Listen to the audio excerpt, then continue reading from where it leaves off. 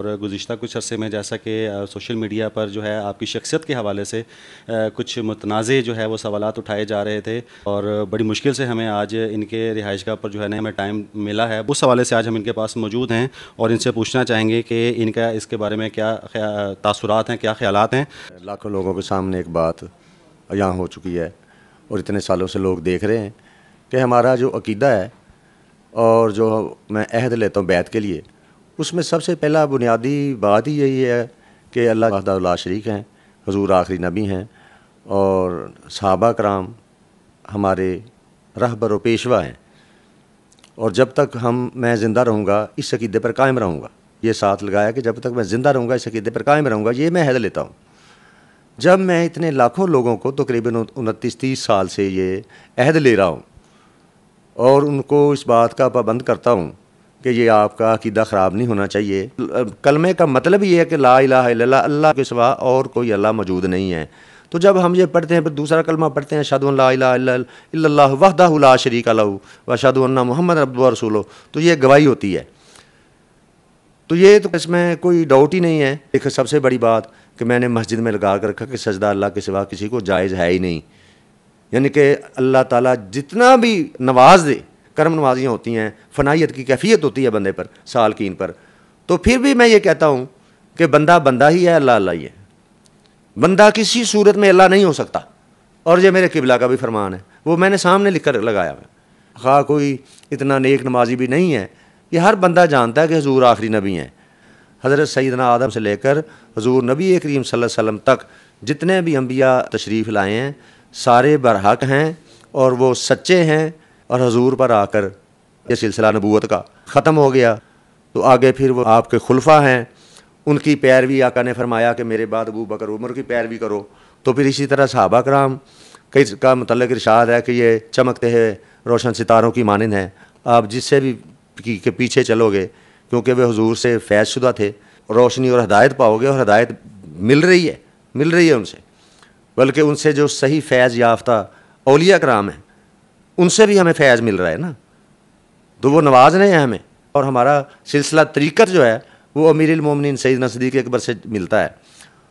طریقت کا سلسلہ میرا خاندانی جو ہے وہ قادری سلسلہ نسب آ رہا ہے میرے دادا جان سے، والد صاحب سے،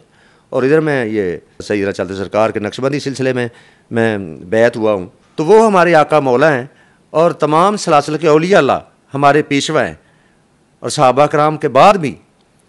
جہاں جہاں سے ہمیں روحانی فیض ملا ہے، حضور غوث الاعظم جیلانی نے مجھے بہت نوازا ہے روحانی طور پر، تو میں ان کو اپنا پیر و مرشد مانتا ہوں۔ حضور بابا فرید گنج اشرکر نے بہت کرم نوازی کی ہے روحانی طور پر، ان کو بھی میں اپنا پیر و مرشد مانتا ہوں۔ اور میرے پیر و مرشد سید ولی محمد شاہ صاحب فرماتے ہیں کہ اپنا پیر تو پیر ہوتا ہی ہے، کہ وہاں وہ تو فیض دیتا ہی ہے، اگر کوئی دوسرا شیخ کامل، کوئی مرشد اکمل، کوئی دوسرا شیخ آپ کو نواز فیض دے تو اس کی زیادہ عزت کرنی چاہیے، اسے پیر دستگیر کہنا چاہیے، کہ اس کے ذمہ نہیں تھا فیض دینا، اس کو ضروری نہیں تھا۔ تو مجھے جن جن ہستیوں نے نوازا ہے تو میں نے تو ان کے بھی نام لکھے ہوئے، میں تو ان کو بھی اپنا مرشد اور پیشوا مانتا ہوں۔ صحابہ کرام تو بہت دور کی بات ہے، اولیاء اللہ کو جنہوں نے مجھے نوازا میں نے تو ان کو بھی پیشوا اپنا مانتا ہوں۔ تو یہ نبوت کہاں سے آ گئی اور خدائی کہاں سے آ گئی؟ میں تو کہتا ہوں کہ اظہار تو ایک طرف رہا، میں تو دل میں بھی ایسی بات پیدا ہو تو میں تو اس سے بھی کفر سمجھتا ہوں کہ اس کا ایمان ضائع ہو جاتا ہے، اس کا روحانی فیض بند ہو جاتا ہے۔ تو یہ تو طریقت کا معاملہ ہی دل کا ہے۔ زبان تو شریعت حکم لگاتی ہے نا کہ زبان سے الفاظ نکلیں، تو ہم تو دل سے بھی اسے لانے کو ایسی بات کو گناہ سمجھتے ہیں۔ یہی ہمارا عقیدہ ہے، اور مرتے دم تک ہم نے اس پر قائم و دائم رہنا ہے، اور اسی میں ہماری نجات ہے۔ جو اس عقیدے کے خلاف ہے یا کسی بھی طرح سے اپنے آپ کو نبی اشارتاً یا کسی بھی معنی مفہوم کے ساتھ وہ کرتا ہے، میں تو اس کو مطلب کہ کافر مردود سمجھتا ہوں اور دین سے خارج سمجھتا ہوں، اسلام سے خارج سمجھتا ہوں۔ سید ولی محمد شاہ صاحب المعروف چادل سرکار، انہوں نے ہمیں 5 نمازیں تو ان کی تلقین ہوتی تھی جب وہ بیعت فرماتے تھے، تو ساتھ فرماتے تھے کہ آنکھ کھلے تو تہجد بھی پڑھ لینا، پھر چاشت اشراق و اوابین کا بھی فرمایا کرتے تھے۔ تو اللہ کے فضل سے میرا تو سال ہر سال سے یہ اللہ نے مجھے توفیق بخشی ہے کہ میں آپ کے حکم کے مطابق یہ نفلی نمازیں بھی ادا کرتا ہوں، شکرانے کے طور پر ادا کرتا ہوں نا، کہ اللہ کی رضا کے لیے، اس کا قرب حاصل کرنے کے لیے اللہ نے یہ شوق پیدا کیا ہے، یہ فیض نظر ہے۔ اگر کوئی نماز نفلی بھی ہماری رہ جاتی ہے نا تو اس کا کئی دن افسوس ہوتا ہے اور معافی مانگتا ہوں کہ یا اللہ ہم سے یہ نماز نہیں کا وقت گزر گیا، یا مہمان نوازی تھی یا مصروفیت کی وجہ سے۔ یہ اللہ پاک نے میرے گھر والوں پر بھی یہ کرم فرمایا ہوا ہے کہ یہاں جتنے بھی سارے افراد ہمارے گھر والے ہیں وہ بھی یہ نفلی نمازیں بھی ادا کرتے ہیں۔ تو جو بندہ، اور اس کے بعد تسبیحات ہیں، سبحان اللہ، الحمدللہ، اللہ اکبر ہے، پہلا کلمہ شریف ہے، ہاں جی، درود پاک کی تسبیحات ہیں، توبہ استغفار کیا ہے، آیت کریمہ کیا ہے، تو یہ اس کا مفہوم ہی یہی ہے کہ یہ کوئی دل میں بڑائی نہ آئے، اللہ تعالیٰ سے ہر وقت توبہ کرنا اور عاجزی انکساری اختیار کرنا۔ تو یہ چیزیں جو روحانی بیماریاں ہیں کہ غرور و تکبر اور ایسی چیزیں نہ آئیں، یہ سب اس کا علاج ہے۔ اور پورے پاکستان میں بلکہ دوسرے ممالک میں بھی صوم و صلات کمیٹیاں وہ بھی بنی ہوئی ہیں، اور کوئی بھی عہدے دار جو ہے ہمارا سرپرست، وہ کم از کم جو 5 وقت کی نماز نہیں پڑھتا وہ عہدے دار نہیں رہ سکتا، یہ بھی پابندی ہے ساتھ۔ تو جب اتنی مخلوق جو ہے وہ جو نماز نہیں پڑھتے تھے یا ان کے عقیدے ٹھیک نہیں تھے، ان کے عقیدے درست ہو گئے، وہ نماز پڑھنے والے بن گئے ہیں، لاکھوں لوگ نمازی بن گئے ہیں، اور پھر اس کے بعد سب سے زیادہ ادب کھڑے ہو کر صلاۃ والسلام کا طریقہ جو ہے، روضہ شریف کی طرف کھڑے ہو کر صلاۃ والسلام پڑھیں ہاتھ باندھ کے، کہ سمجھیں کہ ہم آقا کے سامنے درود والسلام پیش کر رہے ہیں۔ اب جب لوگ اتنے باادب ہوں گے حضور کے صلاۃ والسلام پڑھنے والے، اور ہم بھی پڑھتے ہیں، تو وہ شخص وہ کیسے خیال کر سکتا ہے کہ نعوذ باللہ کہ وہ کوئی نبی ہونے جا رہا ہے یا نبوت کی ایسی یا خدائی کا دعویٰ ہونے جا رہا ہے۔ اتنے بھی طریقت کے سلاسل ہیں، ان میں تو ہے ہی ادب، ادب کے سوا، محبت کے سوا کوئی بات ہی نہیں ہوتی، گستاخی تو بہت دور کی بات ہے۔ ختم نبوت کے حوالے سے بھی آپ کی کوئی خدمات رہی ہیں؟ ہم نے بھی بہت سی سارے ریلیاں نکالی ہیں، سیمینار کیے ہیں، اور رات بھی ہوا ہے یہ سارا پروگرام اتنا بڑا، اور اس کی تو ہم سختی سے تردید کرتے ہیں۔ بلکہ ہم نے کافی عرصہ پہلے سے جعلی عامل جو ہیں، جو نماز وغیرہ نہیں پڑھتے اور اس طرف لوگوں کو غلط راستے پر لگاتے ہیں اور لوگوں کے عقیدے خراب کرتے ہیں، ہم نے ان کے خلاف کمپین چلائی کہ ان کو بھی روکا جائے، اور بہت سے لوگوں نے میرے ہاتھ پر آ کر توبہ کی ہے اور عہد کیا کہ آئندہ سے یہ ایسی حرکات نہیں کریں گے، لوگوں کو دھوکہ نہیں دیں گے، نماز کی پابندی کریں گے اور درود و سلام پڑھیں گے اس طرف۔ اور لاکھوں لوگ اس بات کی گواہی دے رہے ہیں میرا نام لے کر کہ ہم ان کے مرید ہیں، سالک ہیں سلسلے کے، انہوں نے کبھی کسی قسم کی بھی ایسی بات نہ تو زبان سے تو ایک طرف رہا، شارتن یا کنایتن بھی نہیں ایسی بات نہیں کی۔ تو جو لوگ اتنے لاکھوں لوگوں کی گواہی بھی نہیں مانتا اور جھوٹا بہتان بازی وہ کرتے جا رہے ہیں اور پھیلاتے جا رہے ہیں، تو اب ایسے لوگوں کو، اور جن کے کہنے پر جن مفتی صاحبان نے بغیر سوچے سمجھے، بغیر مجھ سے پوچھے، بغیر کچھ تحقیق کیے، یا یہ ساری چیزیں ہماری تعلیمات جو ہیں لکھائی میں آئی ہوئی ہیں، چھپائی میں آئی ہوئی ہیں، ان کو پڑھے بغیر کفر کا فتویٰ مجھ پہ لگا لیا، تو اس سے اتنی ہمیں ٹھیس پہنچی ہے، اتنا دکھ ہوا ہے، اس کرب میں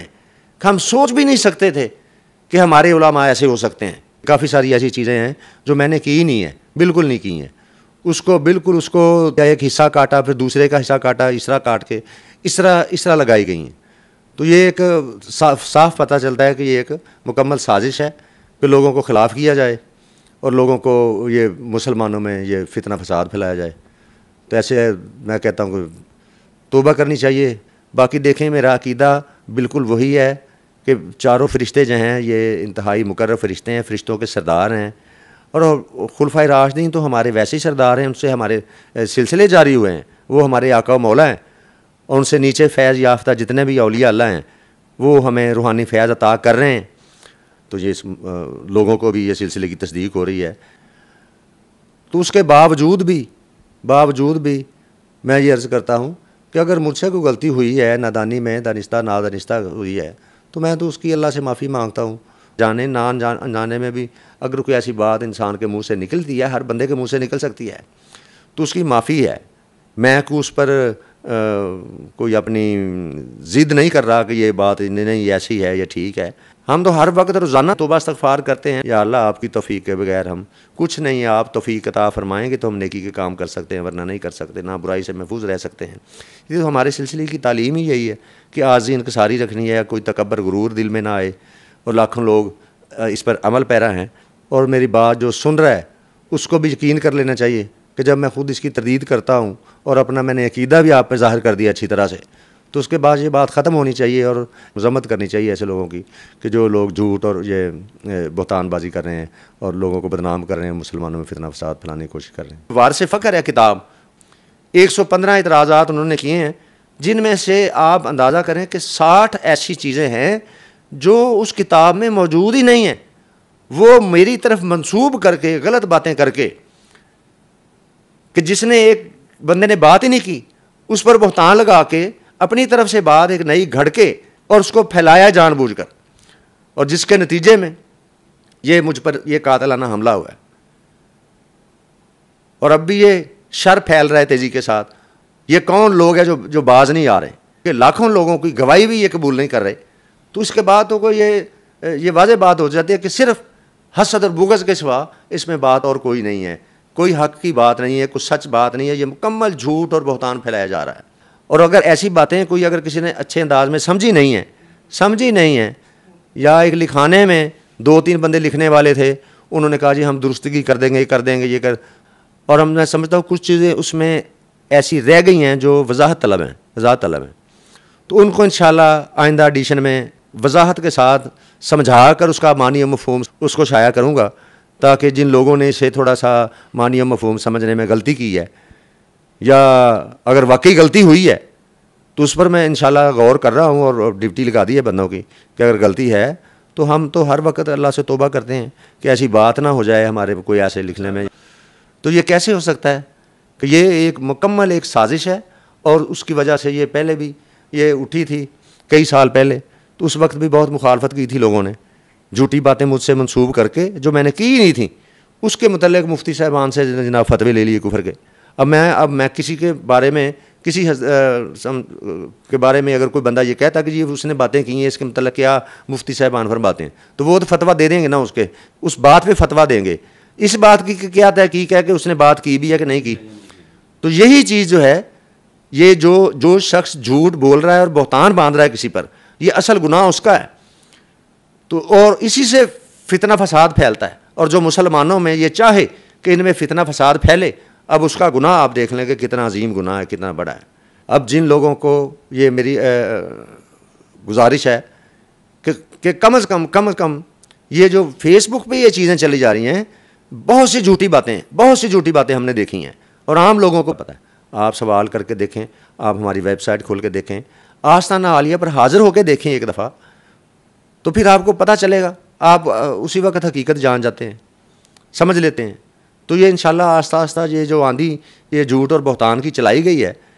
تو یہ صاف ظاہر ہوتا ہے کہ یہ حسد اور بغض کے علاوہ کوئی بات نہیں ہے۔ جو بندہ ماننے کو تیار ہی نہیں ہے تو اس کا تو پھر کوئی علاج نہیں نا۔